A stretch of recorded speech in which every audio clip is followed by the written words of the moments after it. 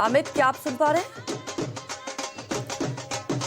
तो अमित से संपर्क करेंगे, लेकिन ये जरा तस्वीरें देखिए। ये तस्वीरें भी हम आपको चंडीगढ़ से दिखा रहे हैं। आप देख सकते हैं दिल्ली से लेकर पंजाब तक ये जश्न की तस्वीरें सामने आ रही है। और हम सभी ने देखा कि जब कोर्ट की तरफ से फैसला आता है उसके बाद अरविंद केजरीवाल कैसे भावुक हो जाते हैं, क्योंकि देखिए आजाद भारत के इतिहास में ऐसा पहली बार हुआ जब सिटिंग मुख्यमंत्री को जेल भेजा गया। अरविंद केजरीवाल ने इस्तीफा तो नहीं दिया, उन्होंने जेल से ही आपने देखा सरकार चलाई। और अरविंद केजरीवाल भावुक होकर ये कहते कि कैसे यहाँ पर उनको भ्रष्टाचारी बताया गया। हमारे फिर से सहयोगी जुड़ चुके हैं, चंडीगढ़ से जुड़े हुए।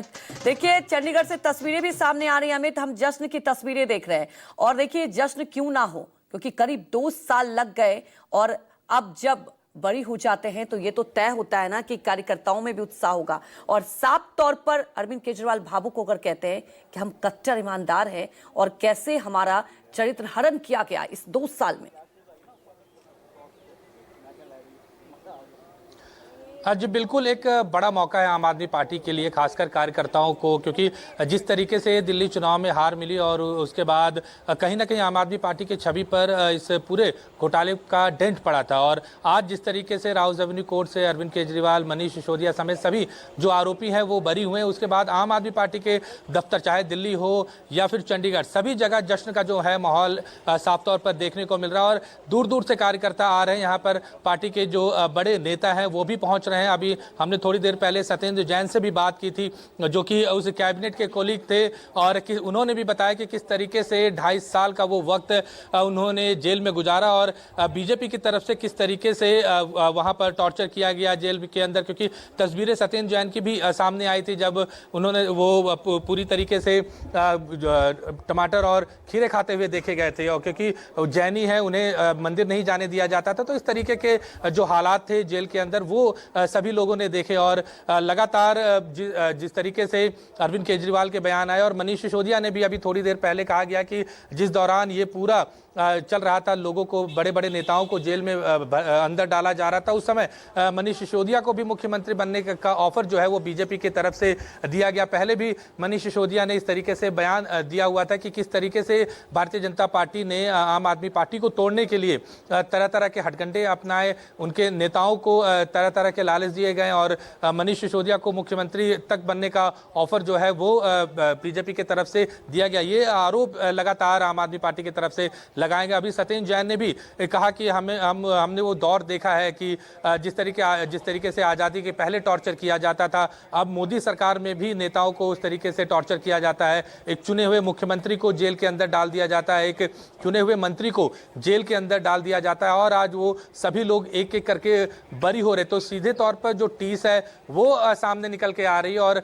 अभी थोड़ी देर पहले हमने जब सत्येंद्र जैन से भी बात की, उन्होंने कहा कि आम आदमी पार्टी पहले भी कट्टर ईमानदार पार्टी थी, उनकी छवि पर जिस तरीके से बीजेपी ने डेंट करने की कोशिश की, आज कोर्ट का मोहर उस पर लग गया है कि आम आदमी पार्टी पहले भी ईमानदार थी और अब भी ईमानदार थी, और लोगों के बीच वो अब इस जजमेंट जो है उसको लेकर जाएंगे। और आपको बता दें कि जिस तरीके से हम बॉडी लैंग्वेज, चाहे वो मनीष सिसोदिया का हो या फिर अरविंद केजरीवाल का या फिर सत्येंद्र जैन का, एक अलग ऊर्जा जो है आम आदमी पार्टी के कार्यकर्ताओं में, नेताओं में आज देखने को मिल रहा है। क्योंकि 2025 का चुनाव हारने के बाद कहीं ना कहीं जो आम आदमी पार्टी की छवि थी वो भी डाउन हुई थी, कार्यकर्ताओं का मोराल जो है वो भी डाउन हुआ था। और जिस तरीके से शराब घोटाले में इन लोगों का नाम था, इस पूरा आरोप लगा हुआ था, तो पार्टी जो है वो डाउन होती हुई जा रही थी। और आज जिस तरीके से कोर्ट में फैसला आया, एक तरीके से संजीवनी है आम आदमी पार्टी के लिए। और खासकर पंजाब की अगर हम बात करें, क्योंकि आने वाले 1 साल में पंजाब में चुनाव है, और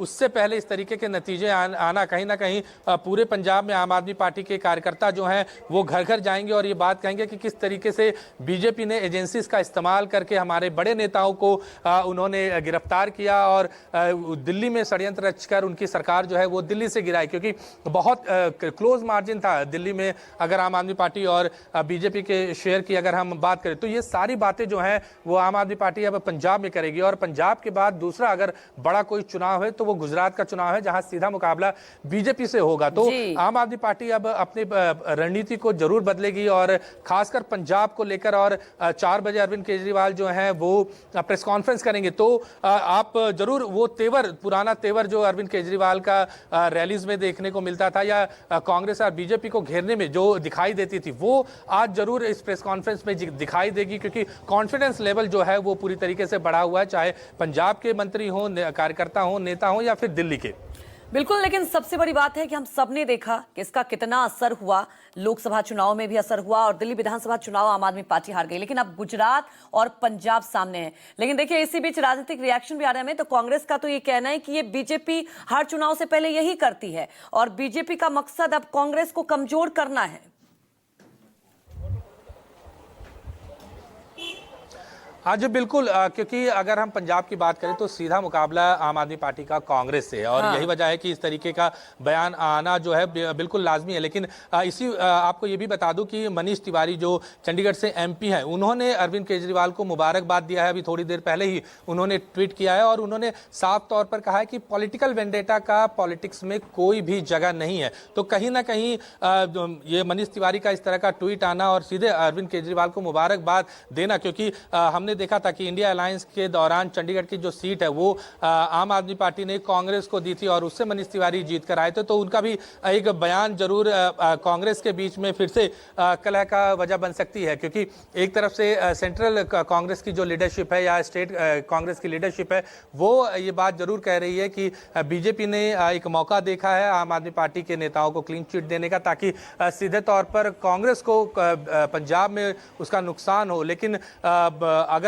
दूसरे सिनारियो को अगर हम देखें तो क्योंकि इंडिया अलायंस से आम आदमी पार्टी अब बाहर हो चुका है और सीधे तौर पर न सिर्फ पंजाब बल्कि दूसरे राज्यों में मुख्य मुकाबला जो है वो आम आदमी पार्टी कोशिश कर रही कि बीजेपी से हो, क्योंकि अगर हम गुजरात की बात करें तो गुजरात में भी कांग्रेस दूसरे जगह पर, और लगातार जिस तरीके से अरविंद केजरीवाल हो, भगवंत मान हो, ये सभी लोग गुजरात पर काफी ज्यादा फोकस किए हुए हैं। और दूसरा राज्य है गोवा, जहां पर लगातार हम देख रहे हैं कि किस तरीके से आम आदमी पार्टी के बड़े नेताओं की कैंपेन चल रही है। गुजरात में अभी कल ही अरविंद केजरीवाल जो है उसका दौरा कर लौटे हैं, माफ कीजिएगा, गोवा का दौरा करके यहां पर लौटे हैं। तो ये दो राज्य हैं जहां पर सीधा मुकाबला बीजेपी से है और बीजेपी भी कहीं ना कहीं पॉलिटिकली गेन उनको हो सकता है कि अगर आम आदमी पार्टी कांग्रेस की जगह लेती है, खासकर गुजरात की अगर हम बात करें, और देखिए यही वजह है कि कांग्रेस ने ये निशाना भी साधा है। अमित, हमारे साथ जुड़ने के लिए आपका बहुत बहुत शुक्रिया। रुक जाते एक छोटे से ब्रेक के लिए, जल्द हाजिर होंगे।